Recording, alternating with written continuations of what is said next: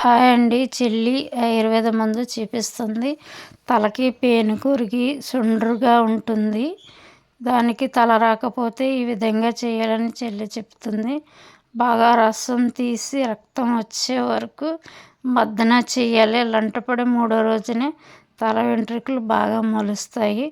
ఈ విధంగా చాలామంది ఉంటున్నారు కదా ఫ్రెండ్స్, అందువల్లనే ఈ వీడియో చేస్తున్నాము. థ్యాంక్ యూ సో మచ్ అండి. Watch my video. హాయ్ అండి. దీన్ని చూసారా ఎంత చక్కగా ఉందే, ఆకులతో పువ్వులతోను. దీన్ని బాగా ఏమంటారంటే ఆయుర్వేద మందు అంటారు. దీన్ని ఒక గ్లాసులోకి పిండుకుని పెట్టుకోవచ్చు. ఆకు మాత్రం పేను కొరుకుడికి మందు ఇది.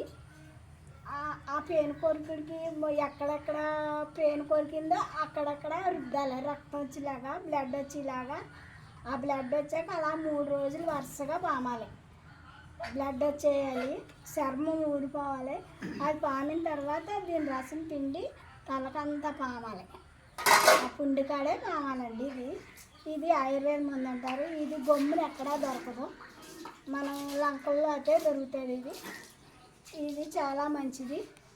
నాకు ఒకసారి అలాగే తలంతా కొరికేసింది. ఆ పెయిన్ వల్ల, దానివల్ల ఈ మందు వల్ల నాకు జుట్టు వచ్చింది.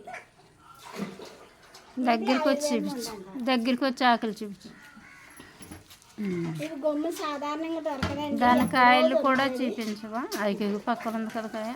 అదే ఇది గమ్ములు దొరకదు, ఎక్కడో దిక్కున దొరుకుతుంది. తొప్పల్లో దొరుకుతుంది, లంకల్లోనే దొరుకుతుంది. ఇది ఒక ఆయుర్వేద మందు. చాలామంది పేను కొరికేసి చాలామంది బోడిగుండ్లు అయిపోయి ఉంటుంది. అప్పుడు ఈ ఆకు పాముకుంటే